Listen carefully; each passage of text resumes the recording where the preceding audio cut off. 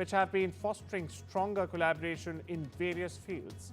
Now, Weldecomp, on his first official visit to India, emphasized, in fact, the importance of strengthening the two nations' cooperation in light of today's geopolitical challenges.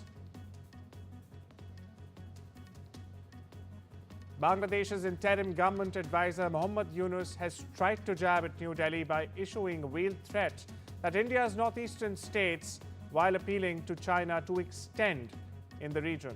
Mr. Yunus, who was on a 4-day visit to Beijing last week, asked Beijing to make an extension, saying that the 7 sister states in India are landlocked by Bangladesh to its west.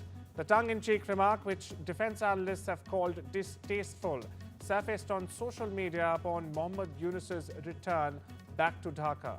Now, in the video, very interestingly, he's seen urging the Chinese government to extend business in the region by establishing a base in Bangladesh and indirectly stifling India's northeastern states, since they, in Yunus's own words, are landlocked. Now, this as Dhaka tries hard to arrange a standalone meeting between Prime Minister Narendra Modi and Bangladesh interim government's chief advisor Mohammad Yunus in Bangkok this week. Meanwhile, Pakistan's PM Shehbaz Sharif has also jumped into the ring, reiterating his invitation to Yunus to visit Islamabad. Listen into what Yunus said. 7 states of India, eastern part of India, called 7 sisters. They are landlocked country, landlocked region of India. They have no way to reach out to the ocean. We are the only guardian of the ocean for all this region. So this opens up a huge possibility. So this could be an extension of the Chinese economy, build things, produce things, market things, bring things to China, bring it out to the whole rest of the world.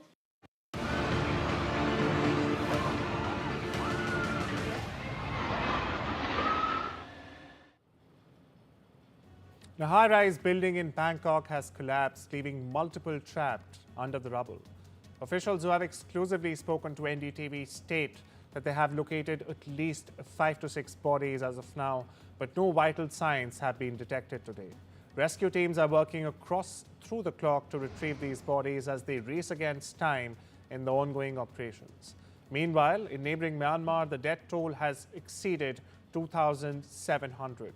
But of course, due to military junta's control on information in the country, the true scale of devastation still remains unknown. But we are tracking this closely. In fact, my colleague Vishal Vivek has been on ground ever since Friday evening, getting us the latest update vigorously since the past 4 days. Vishal, what's the latest on the ground? The crucial 72-hour window has passed. What are you picking up?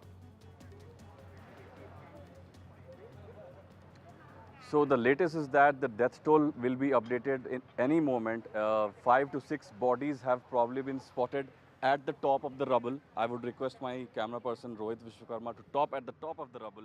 That is where the authorities have been at it for the last 1 hour or so. They have told the media that they have located at least 5 to 6 bodies near that area. They have yet to pull out any bodies, but they have said that there are 5 to 6 bodies somewhere near the top of the rubble. Yesterday they had told me that there might be someone alive in the same area, but sadly that's not the case anymore. They have not picked up any vital signs since last evening actually. It's been almost 24 hours since they picked up any vital signs.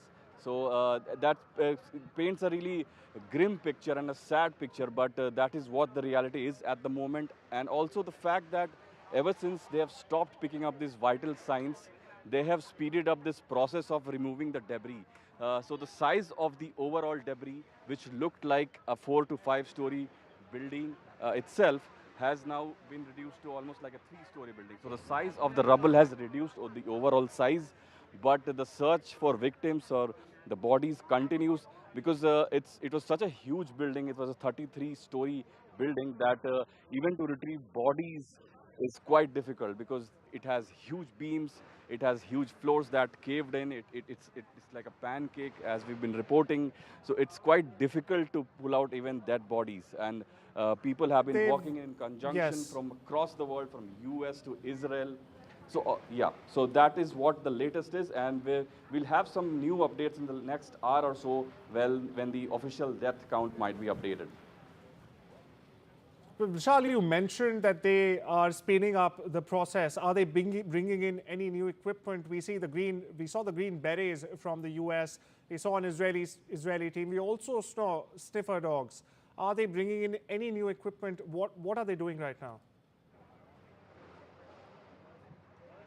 So that's exactly right. So what they've done is, you see these big, at least 10-story long cranes. I would request Rohit, my camera person, to point to the big cranes right there. They've brought in at least 3 to 4 of these huge cranes today. Before about 24 hours ago, they had only about 1 of these cranes. Now they have at least 4 of these cranes. So have clearly speeded up the process, and the governor of Bangkok himself said that they are speeding up the process, hinting at the possibility that the likelihood of finding anyone alive is almost negligible now.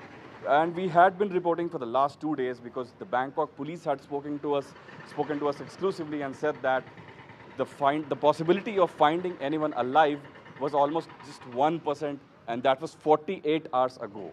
So it's been like that ever since. No one pulled out alive, only bodies being extracted, and even that itself is a huge task right now. Vishal, coming to the investigation front now, we know that 4 Chinese nationals were detained by Bangkok authorities on Sunday. What's the update on the investigation front? Well, we've asked that question to the local authorities here in the last 3 to 4 hours.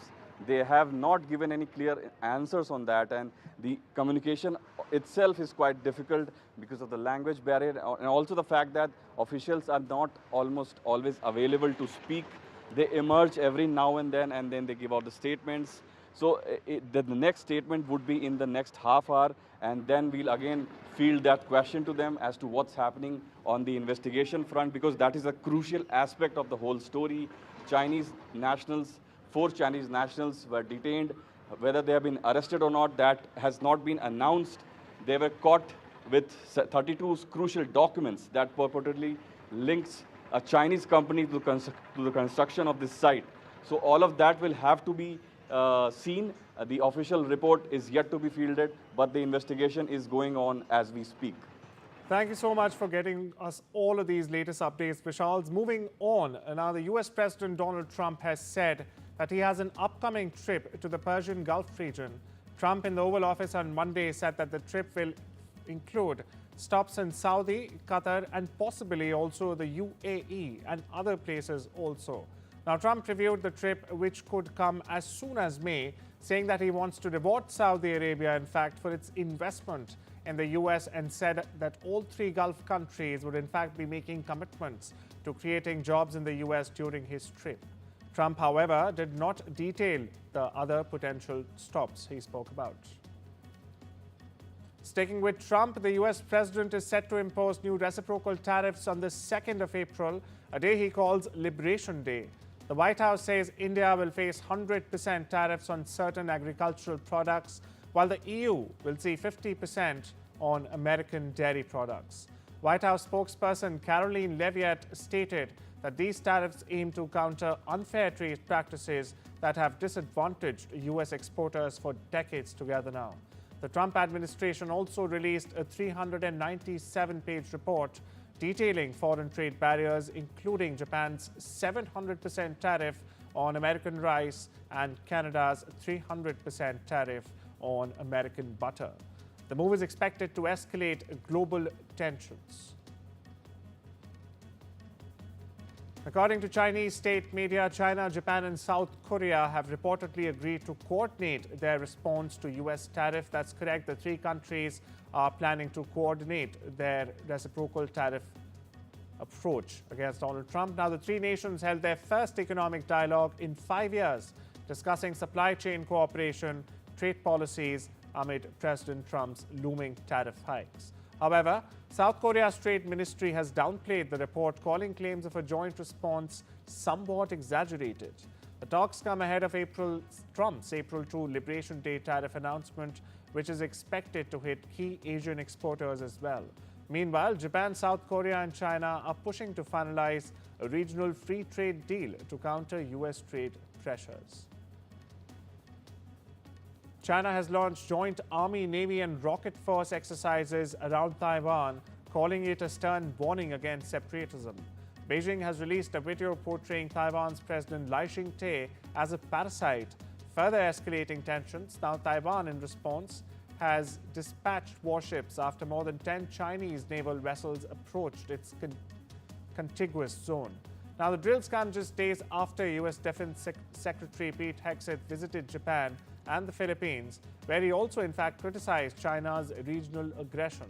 Taiwan's government has condemned Beijing's actions, calling China a troublemaker, while also reaffirming its ability to defend itself. A fire at a gas pipeline operated by Malaysia's state-owned Petronas has left 33 people injured, with 6 even hospitalized. An incident occurred near Kuala Lumpur, prompting emergency response teams to battle the blaze. Authorities have yet to confirm the cause of the fire, and efforts to contain it are ongoing. Now, Petronas, the company, the oil giant rather, has not issued an official statement, but local officials warn of potential disruptions in gas supply in the country. Now, this episode marks one of the worst industrial accidents in Malaysia this year. The UK government has removed more than 24,000 people with no legal rights to remain since the general election, marking the highest return rate in 8 years. Prime Minister Keir Starmer has announced the figures at the Organised Immigration Crime Summit, where over 40 countries pledged to tackle human smuggling. The crackdown includes a 21% rise in enforced returns and the 4th largest deportation flights in UK's history. The Starmer government is also pushing for tougher laws, including seizing migrants' phones to track smugglers and tightening right-to-work checks to curb illegal employment as well. US President Donald Trump has named Richard Grenell and David Friedman as top contenders for the role of the US ambassador to the United Nations. Now, Grenell, the former envoy to Germany, in fact, and Friedman, who served as the ambassador to Israel during Trump's first term, are among nearly 30 people interested in the coveted position. Trump withdrew Representative Elise Stefanik's nomination last week, fearing her exit from Congress could weaken the Republican majority. The UN role previously held by Nikki Haley is seen as a high-profile diplomatic position. Trump is expected to announce his final pick soon. The U.S. Food and Drug Administration's top vaccine official, Peter Marks, will be resigning on Saturday. This is the most high-profile exit as the regulator after the Trump administration has undertaken an overhaul of federal health agencies as well. Marks has played a key role in developing COVID-19 vaccines during Trump's first term. Leaders from BIMSTEC nations are set to attend the upcoming summit in Bangkok from the 2nd to the 4th of April, but Myanmar's junta chief Min Aung Hlaing's participation remains uncertain. Thailand's foreign ministry cited last week's earthquake in Myanmar as a possible reason. However, he could still attend virtually. Meanwhile, Prime Minister Modi will also be attending the BIMSTEC summit on the 4th of April, where leaders will focus on strengthening maritime cooperation. The regional bloc, which also includes India, Bangladesh, Nepal, Sri Lanka, Bhutan, Myanmar and Thailand, will discuss trade, security and regional cooperation in Bangkok. But it's time we slip into a quick break. See you on the other side.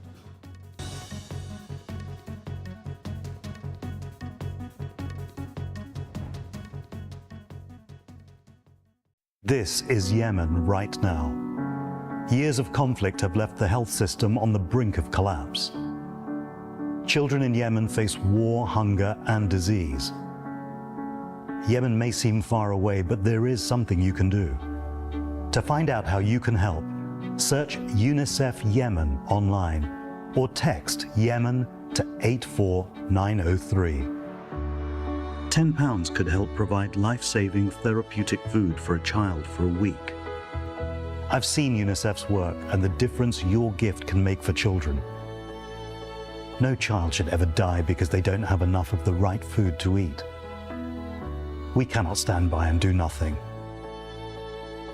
So please, search UNICEF Yemen online or text Yemen to 84903 and help save a child's life today. Save up to £468 on your car insurance. He's just used Confused. JustUsedConfused.com. You ever thought about yours? Funeral? Yeah. Flowers, service. Everyone there. The more the merrier. Even your ex, Mark? It sounds a bit mad, but I think I want to be buried with these. Scatter you where? I think here. Yeah, it's your day. You have what you want. What about you with your ex, Sue? Which one? Start your plans. Talk to Go Up Funeral Care. Family life. It's made of ups and downs, and those little moments. But should the unthinkable happen to you? Life insurance from Legal & General can help look after monthly bills, the roof over their heads, childcare costs, and most importantly, your family. Because no one protects more families in the UK than us. Premiums start from £5 a month and they never rise. Plus there's a £100 gift card after you apply. Legal & General. Ensure life goes on. It feels good knowing that your future's in hand. Evlo can offer you a loan from £1,000 to £15,000. Get your conditional decision in minutes. Discover the finest quality made-to-measure window dressings delivered direct to your door. Shop now for 30% off selected products at blindsdirect.co.uk. We know travel can be confusing. That's why I use travelup.com. Once booked, you can change, cancel, and get refunds, all online with just a few clicks. And while you're away, TravelUp has you covered. Get your gate number directly to your phone.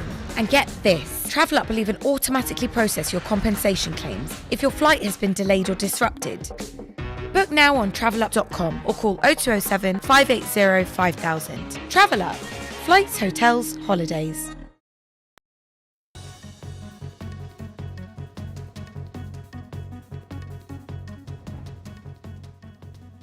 Welcome back. You're watching The World Report with me, Arjun, Samar, Mahendran. On to some business news now.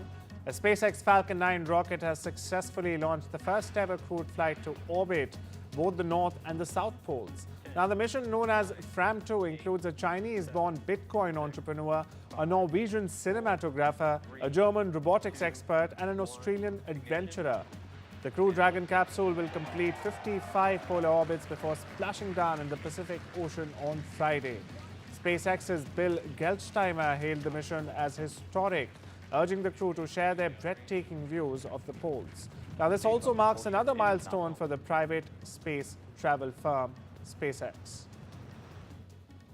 President Donald Trump has assured that a deal to sell TikTok's US operations will be reached before the April 5th deadline. The short video platform, used by 170 million Americans, almost one-third of the American population, faces a potential US ban over national security concerns unless it is sold to a non-Chinese buyer or an entity. Private equity firms, including Blackstone, are exploring investment options. Meanwhile, Trump, who sees the sale as a way to protect American data, says there's tremendous interest in acquiring TikTok's US business. Sticking with Trump, the Trump administration's economic agenda and the uncertainty surrounding it have resulted in the worst quarterly performances for the S&P 500 and the Nasdaq Composite since 2022. Now, the two benchmarks have suffered heavily in March, recording their biggest monthly percentage drop since December 22. The S&P 500 slumped 4.6%, while the Nasdaq Composite plummeted 10.5% in double digits as President Donald Trump rolled out a swathe of new tariffs, which raised fears of a global all-out trade war that would hurt economic growth and even spur inflation.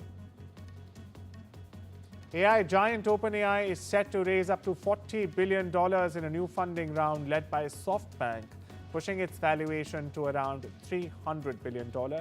The investment aims to expand AI research, boost computational power, and even enhance ChatGPT tools used by 500 million people weekly.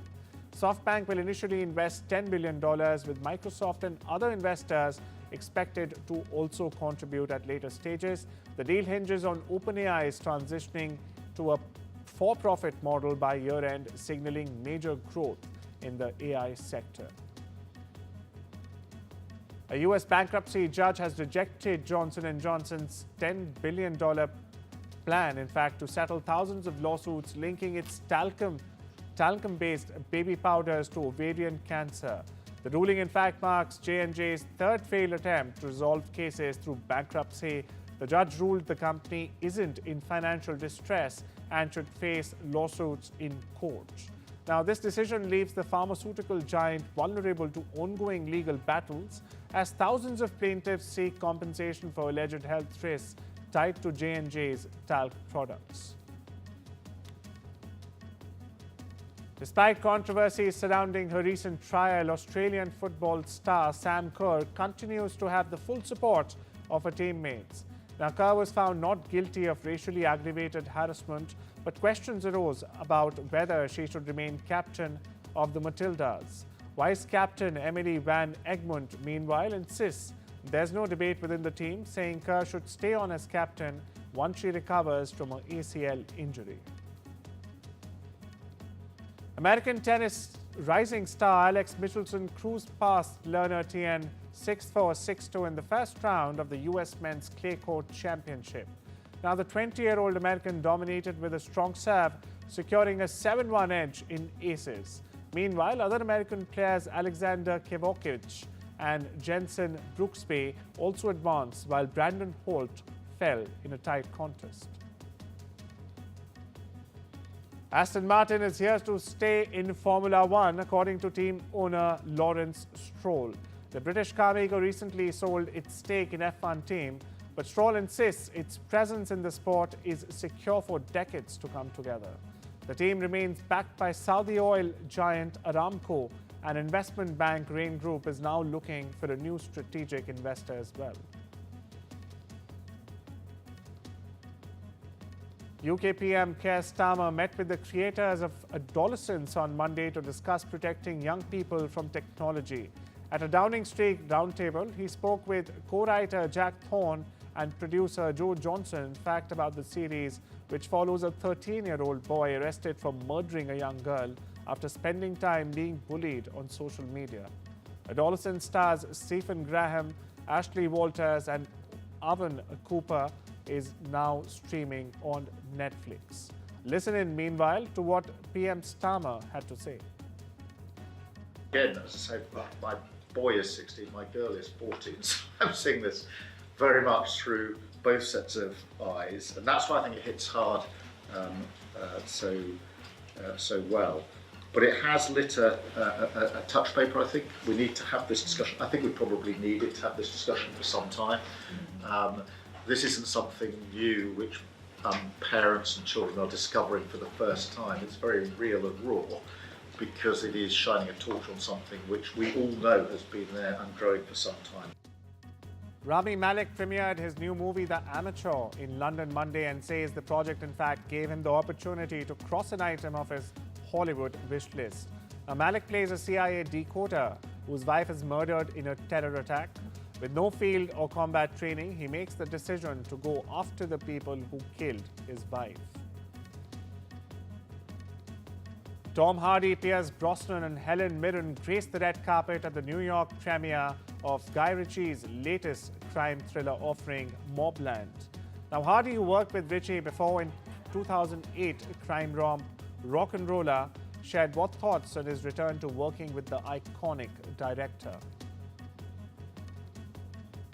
That's all we have for you today. Take care and have a wonderful day.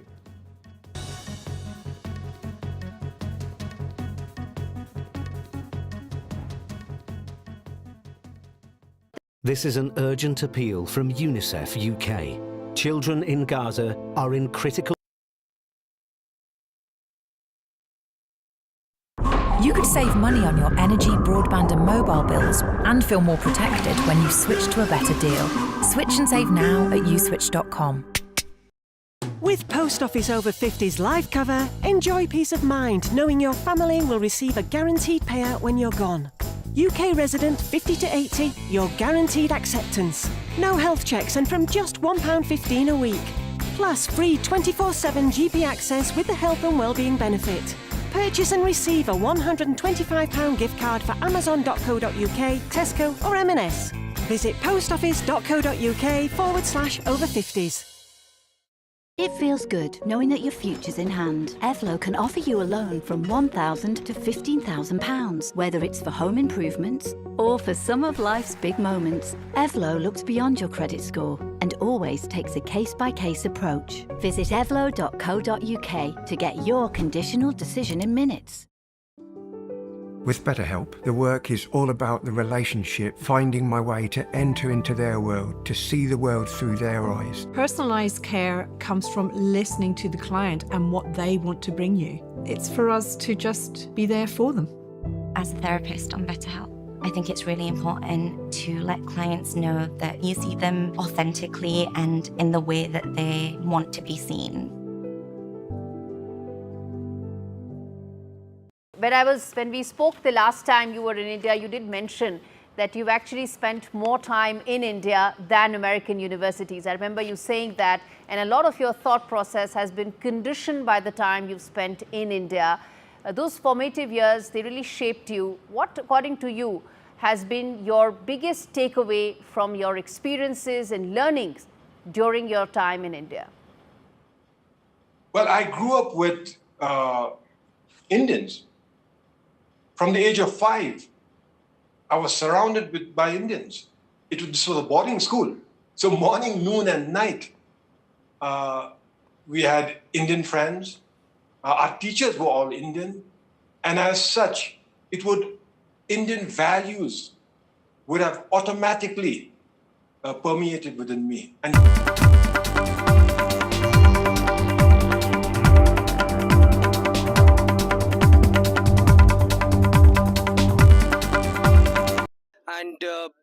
it is not just Congress, but all the left MPs are also supporting your cause. What's your point of concern?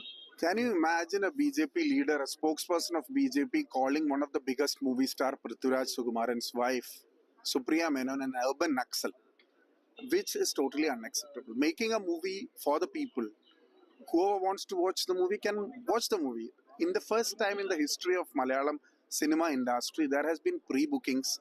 A lot of economic aspect is also in the movie. A lot of people love to watch the movie, especially when it is a Mohanlal movie directed by Prithviraj. But unfortunately, using an institution, using the frontal organizations like Organizer, the mouthpiece of RSS, has come out with a lot of hatred trying to divide the people, which cannot be accepted. So we strongly condemn against the actions of these organizations, and we believe that creative freedom should exist in this country. The BJP state unit chief has come out and stated that their leaders won't watch this movie. That is up to them.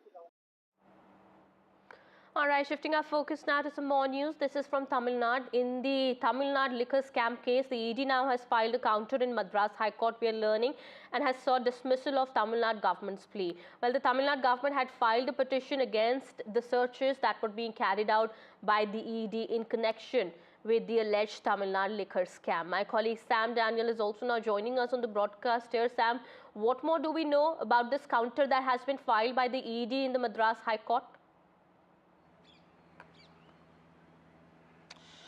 Well, Kitty, the Enforcement Directorate has filed specific responses to what all allegations the TASMAC and the Tamil Nadu government had raised, and has sought the court to dismiss their petition or plea. To be specific, the ED denies that the employees of the TASMAC were harassed from the MD to the security of the TASMAC when the raids were going on. They argued that they were treated well, and it's just like any other search operation. They were given a break, and there's no question of violation or ill treatment to these employees. And with respect to a rejoinder for the counter filed by the Enforcement Directorate, the court has granted Tamil Nadu government and TASMAC time till April 8th. So at the moment, the case has been adjourned. The larger picture, the Enforcement Directorate, after the recent searches, had alleged that there are 3 levels of corruption. One at the sale, in terms of hiking the price from 10 rupees to 30 rupees for every bottle. Secondly, in appointments and transfers of TASMAC employees. Thirdly, there is huge corruption, what it calls as a well-orchestrated modus operandi in collusion between the bottle-making agencies and the distilleries. Huge unaccounted cash was generated and siphoned off, and this, it estimates, could be around 1,000 crore rupees. Okay. It's in this context the Tamil Nadu government and TASMAC had challenged and moved the Madras High Court seeking a direction to declare the search and the seizures illegal. Right. And at that time, the court had told the ED not to have any kind of coercive action. And now there will be more action on the 8th of April after the Tamil Nadu government files its rejoinder. All right, thank you so much, Sam, for getting us all those details there. We'll keep an eye on the developments on this big story that we're tracking. We'll go back to Sam as more news is coming in from Tamil Nadu. We're learning amid talks of a BJP AIDMK alliance for next year's assembly elections in the state, K. Annamalai may step down as BJP's Tamil Nadu president. Sources suggest that this has been the AIDMK's demand, and Annamalai may step down, citing caste equations rather than a punitive measure. My colleague Sam Daniel continues to be with us on the broadcast. Sam, any confirmation on this? No, Kitty, it's all source-based, and it appears that when AIADMK Chief Edappadi Palaniswamy met Amit Shah last week, he had made removal of Annamalai as state BJP chief a precondition to revive the ties between AIADMK and the BJP. It's in this context, BJP sources indicate that there could be a change of leadership in Tamil Nadu. They may put it like